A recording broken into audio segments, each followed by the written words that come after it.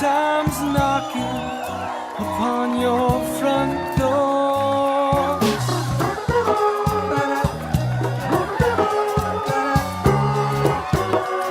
Brooke Auckerman, who wrote her first book. Brooke, how does that feel? It feels amazing.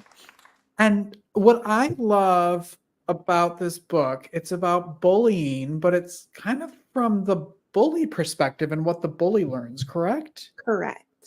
Can you tell everybody, one, what the book is? And we'll show it here.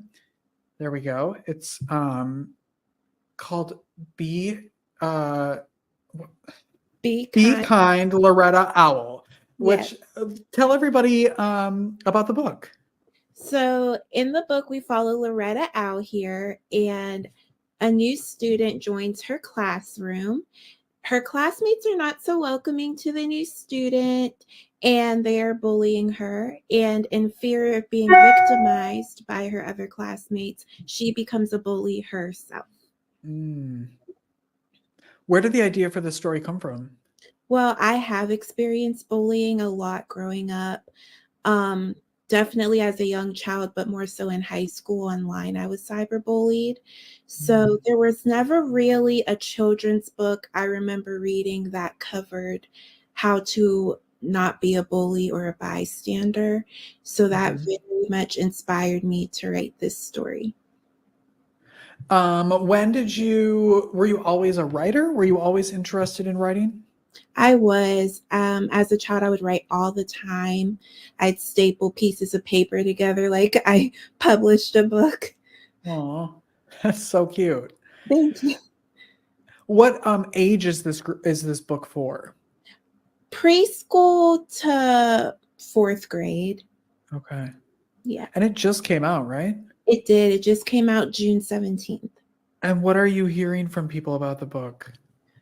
I've been getting a lot of 5-star reviews. I actually got a review from a teacher in my school district. She read it to her classroom and the kids were crazy about it. They loved it. And they were like, why are they being so mean? I don't want to be a bully. So I feel like it's really made an impact. I love that. How long did it take you to write the book? 5 to 6 months. Oh, is that quick? Yeah, Seems quick. It was quick. Once you had the idea, it just kind of flowed out of you, I suppose? Yes. Can you talk a little bit about that process? So I wrote a draft and then I sent it to my publisher, Charlotte Hopkins of Canon Books. And she fell in love with it as soon as she read it. And then it went to editing. And then I had to find an artist.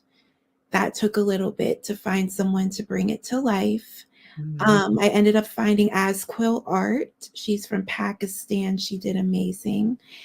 And then in June, the day on the 16th, she messaged me and said, "You're officially a published author." And I couldn't believe it. Did you have nerves leading up to that moment, or were you ready for it to go out? Both. I was nervous. It's the first time something I've written was publicly shared. I was really excited to share this story. That's so awesome. Are you going to be writing another book? Do you have the itch now to write more? Definitely. So I'm working on book 2 already. Wow. Loretta Owl is going to be a series. I don't know how many books I'm going to have in there, but I'm excited. Where did Loretta Owl come from? Well, my great-grandmother, Loretta, she was one of my biggest advocates of my writing. And my senior year of high school, she passed away from a rare form of cancer. So I thought, in honor of her memory, in honor of her loving owls, I would take her name and her love for owls and incorporate it into my story to honor her memory. So sweet. Thank you. So sweet. What have you learned over writing this book, publishing a book? What have you learned? I learned to not be afraid to share my stories.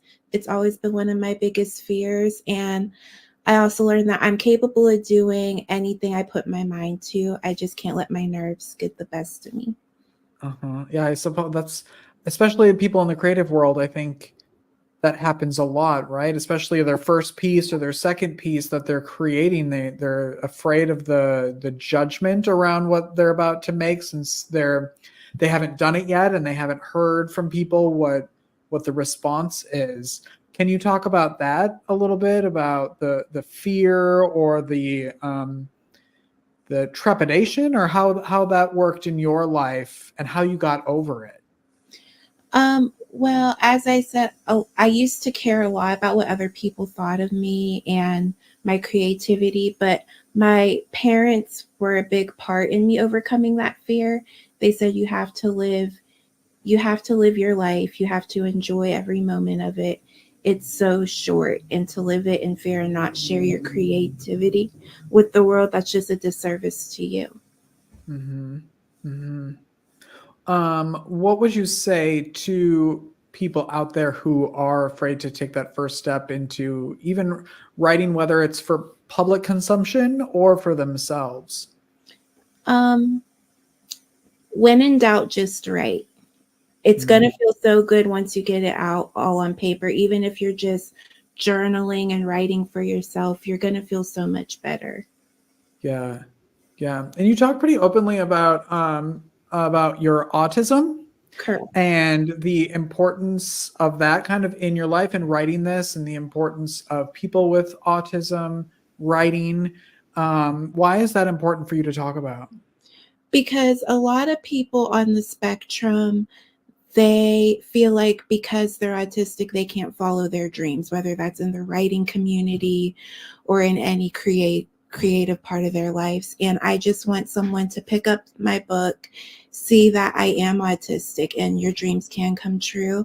It just might take you a little bit longer for you to achieve it, but you'll definitely get there. Yeah, that you're still capable of achieving your dreams, right? Absolutely. I love that. Where can people buy the book?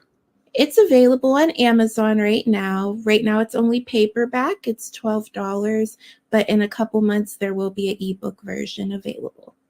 Oh, great, great. And will you come back when the next book is out? Absolutely. Okay, good. Let's show the book one more time. There we go. It's called Be Kind, Loretta Owl. Thank you, Brooke, so much for being here. Thank you for having me. Of course. We'll put the link to go get the book in the comments and in the notes, and we will be right back after this, everyone. Thanks, Brooke. You're welcome.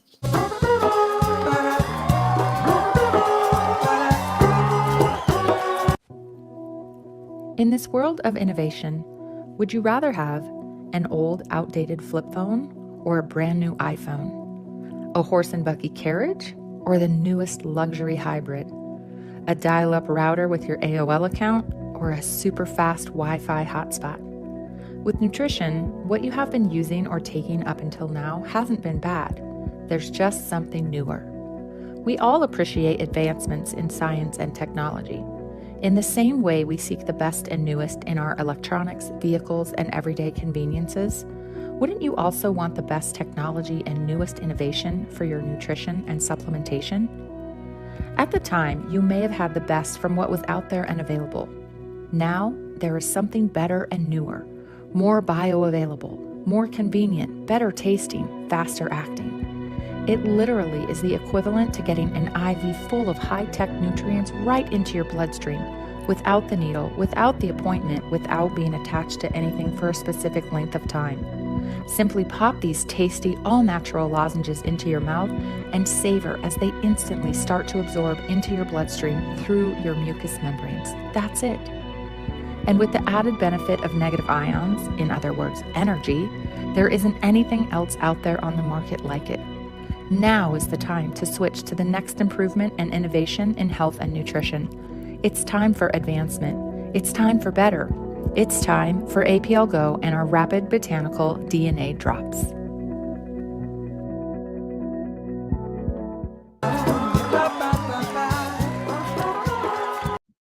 Oh, welcome back, everybody, and thank you for 21,000 views I cannot thank you enough. I would make a post for each view that we get because it means so much to me. And thank you. So, wherever you're watching or listening, make sure you're subscribing and liking and sharing an episode to continue building those numbers up because we have advertising spots available, and that is always helpful for advertisers. So, if you'd like to advertise on the show, send me an email at makeyourdayricher@gmail.com, and we will get you hooked up with a commercial for whatever you're promoting, your business, your brand, your album, your book, whatever you need, your summit, your conference. Okay, that's enough. I want to say happy birthday to Lindsay, my friend Lindsay. A lot of friends, all my friends we're joining the 40-year club. So congratulations, Lindsay, and welcome. I hope your knees are feeling okay today because that is what hurts on me. I don't know where that came from. Oh my gosh, everyone. I started producing and editing a new podcast that's going to be released next month called Before You Go. And it's through an organization in San Antonio, Texas called Abode. And they do end of life care for people. And this podcast is all about death and dying in the most uplifting, positive way you can talk about it with the CEO of the organization and my friend Natalie, who is on their team, which is two amazing women. And we have recorded a couple episodes this week, and just watching it has made me laugh, has made me cry, has made me think. And I cannot wait for y'all to see and watch or listen to this podcast when it comes out next month. We're going to have both of them on the show to promote the premiere of that. But anybody, any age, should be listening to this podcast to prepare yourself, because there is really no other way to get out of life than death. And they are talking about it in such a graceful way. It just gives me chills. So I'm excited for that podcast to come out next month. And I hope you will follow it and learn from it, whether you are young and they're giving tips to prepare for that, whether you are a caregiver, whether you are older yourself and preparing. Like, it's just amazing podcast, amazing women, and an amazing organization. So look for that next month.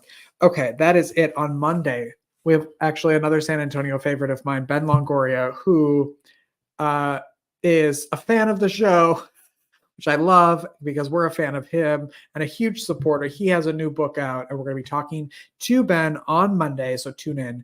Make sure you have a great weekend. Okay.